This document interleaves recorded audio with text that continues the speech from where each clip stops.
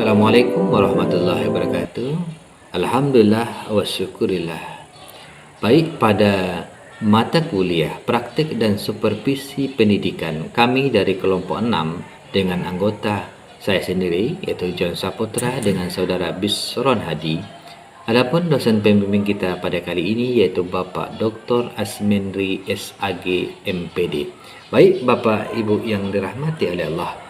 Adapun pokok pembahasan kita pada kali ini yaitu ruang lingkup pengawas dengan 4 pembahasan. Yang pertama, tugas pokok pengawas sekolah. Kedua, peran pengawas sekolah. Ketiga, tahapan kegiatan pengawasan. Dan keempat, kompetensi pengawas pendidikan. Latar belakang masalah. Pengawas sekolah merupakan bagian yang terintegrasi dalam rangka meningkatkan mutu pendidikan. Maka oleh sebab itu pengawas sekolah harus orang yang memiliki kompetensi secara akademik. Seorang pengawas sekolah harus memahami tugas pokok, peran, tahapan dalam rangka pengawasan. Tuntutan profesionalisme pengawas sekolah kini menjadi tuntutan yang tidak dapat dihindari. Pengawas sekolah tidak hanya membutuhkan pendidikan, tetapi harus memperkaya diri dengan wawasan pendidikan serta memahami regulasi-regulasi pendidikan yang terus berkembang. Seiring dengan perubahan kurikulum, pada saat ini seorang pengawas sekolah harus memahami isu pendidikan, baik itu lokal, nasional, sampai internasional, supaya pengawas dapat menjalankan pendampingan, manajemen, serta kegiatan akademik sekolah, yaitu menurut Muhammad tahun 2015. Tugas pokok pengawas sekolah dibagi ke dalam 4 bagian. Pertama, menyusun program pengawasan. Program pengawasan sekolah adalah rencana kegiatan pengawasan yang akan dilaksanakan oleh pengawas sekolah dalam kurun waktu tertentu atau dalam satu periode. Pengawas sekolah harus mengawali kegiatan dengan menyusun program kerja pengawas yang jelas, terarah, dan berkesinambungan dengan kegiatan pengawasan yang telah dilakukan pada periode sebelumnya. Kedua, mengawal profesionalitas guru. Pengawas satuan pendidikan dalam pembinaan profesionalisme guru sangat signifikan pengaruhnya terhadap produktivitas dan efektivitas kinerja guru tersebut. Kita harus memperhatikan Undang-Undang Republik Indonesia Nomor 14 Tahun 2005 yang menjelaskan tentang guru dan dosen. Dijelaskan syarat untuk menjadi guru profesional minimal harus memiliki 4 kompetensi, yaitu kompetensi pedagogik, sosial, kepribadian, dan profesional. Bagian ketiga, memantau 8 standar pendidikan. Tugas pengawas berikutnya adalah memantau 8 standar pendidikan sebagaimana yang diatur dalam Peraturan Pemerintah Nomor 32 Tahun 2013 tentang Standar Nasional Pendidikan pada bab 2 pasal 2 yang disebutkan bahwa lingkup standar nasional pendidikan dibagi ke dalam 8 standar pendidikan. Yang bagian keempat yaitu pelaksanaan bimbingan dan evaluasi. Pengawasan satuan pendidikan sebagai pelaksana teknis fungsional dalam bidang pengawasan akademik dan manajerial pada sejumlah satuan pendidikan. Pada hakikatnya pengawas sekolah memberi bantuan profesional kesejawatan yang dilaksanakan melalui dialog, kajian, masalah pendidikan, pengembangan dan pengimplementasinya dalam upaya meningkatkan kemampuan profesional dan komitmen guru, kepala sekolah, dan tenaga kependidikan lainnya. Berikutnya akan dibacakan oleh saudara Bisron Hadi. Kepada Bisron Hadi dipersilahkan. C. Memantau 8 standar pendidikan. Tugas pengawas berikutnya adalah memantau 8 standar pendidikan sebagaimana yang diatur dalam Peraturan Pemerintah Nomor 32 Tahun 2013 tentang Standar Nasional Pendidikan. Pada bab 2 pasal 2 disebutkan bahwa lingkup standar pendidikan nasional pendidikan sebagai berikut.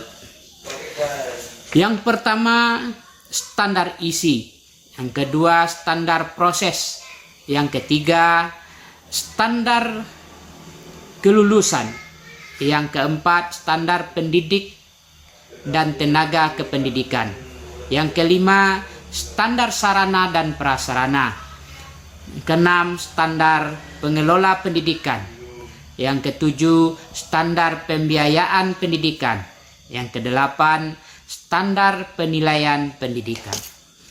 Selanjutnya, huruf D, melaksanakan bimbingan dan evaluasi. Pengawasan satuan pendidikan berkedudukan sebagai pelaksanaan teknis, fungsional di bidang pengawasan akademik dan manajerial pada sejumlah satuan pendidikan. Pada hakikatnya pengawas sekolah memberikan bantuan profesional kesejawatan yang dilaksanakan melalui dialog, kajian masalah pendidikan, pengembangan dan pengimplementasinya dalam upaya meningkatkan kemampuan profesional dan komitmen guru, kepala sekolah, dan tenaga kependidikan lainnya di sekolah. Kemudian, peran pengawas sekolah. Dalam Permendiknas nomor 12 tahun 2007 disebutkan bahwa tugas pengawas sekolah adalah melaksanakan kegiatan pengawasan akademik dan pengawasan manajerial. Sedangkan peran pengawas sekolah secara umum melaksanakan observasi, supervisor, evaluator, dan suksesor.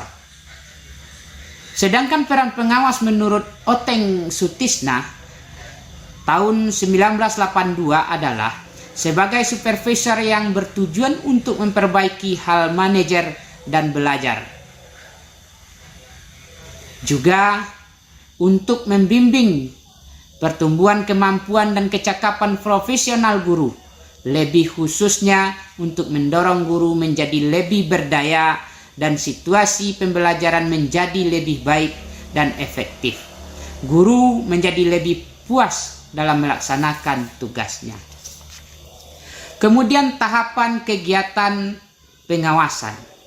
Dalam melakukan monitoring ini, tentunya pengawas harus melengkapi diri dengan perangkat atau daftar isian yang memuat seluruh indikator sekolah yang harus diamati dan dinilai. Secara tradisional, pelaksanaan pengawasan melibatkan tahapan. Huruf A, menetapkan standar untuk mengukur prestasi. B, mengukur prestasi. C, menganalisis apakah prestasi memenuhi standar. Dan D, mengambil tindakan apabila prestasi kurang atau tidak memenuhi standar. Nur 2010. Kemudian kompetensi pengawas pendidikan. Profesionalitas pengawas dapat diukur melalui landasan yuridis serta inovasi yang dilakukan dalam pengawasan sekolah. Jelantik 2018. Kriteria untuk menjadi pengawas sekolah dijelaskan pada pasal 39 Peraturan Pemerintah nomor 19 tahun 2005 tentang Standar Nasional Pendidikan, Junto Peraturan Pemerintah nomor 32 tahun 2013 tentang Standar Nasional Pendidikan meliputi yang pertama, berstatus sebagai guru minimal 8 tahun atau kepala sekolah sekurang-kurang 4 tahun pada jenjang pendidikan yang sesuai dengan satuan pendidikan yang diawasi. 2. Memiliki sertifikat pendidikan fungsional sebagai pengawas satuan pendidikan. 3. Lulusan seleksi sebagai pengawas satuan pendidikan dan sebagai pengawas SLTA minimal berkualifikasi pendidikan S2 bidang pengawasan serta secara umum minimal berusia 50 tahun. Tenaga pengawas yang profesional akan menjalankan tugas dengan dedikasi, keahlian, serta kesungguhan hati. Pengawas profesional juga akan terus mengembangkan diri untuk meningkatkan kompetensi yang dibutuhkan dalam ke pengawasan sekolah. Dengan langkah inilah kreativitas serta inovasi kepengawasan akan terjadi. Pengawasan sekolah yang selama ini dipandang sebelah mata oleh warga sekolah seharusnya dihilangkan. Semua itu hanya akan dapat dijawab ketika pengawas sekolah telah menjalankan tugas secara profesional. Jadi kesimpulannya adalah tuntutan profesionalisme pengawas sekolah kini menjadi tuntutan yang tidak dapat dihindari. Pengawas sekolah tidak hanya membutuhkan pendidikan, tetapi juga harus memperkaya diri dengan wawasan pendidikan serta regulasi pendidikan yang sangat dinamis. Selain itu, pengawas perlu memahami isu pendidikan lokal, nasional, sampai internasional agar dapat mendampingi manajemen serta kegiatan akademik sekolah binaan. Kemampuan akademik pengawas dalam bidang pembelajaran juga diperlukan, terutama untuk melakukan supervisi akademik, karena pengawas di Indonesia masih melaksanakan tugas ganda, yaitu pengawas akademik dan pengawas satuan pendidikan. Maka pengawas perlu memahami sistem manajemen sekolah. Sekian, terima kasih. Wassalamualaikum warahmatullahi wabarakatuh.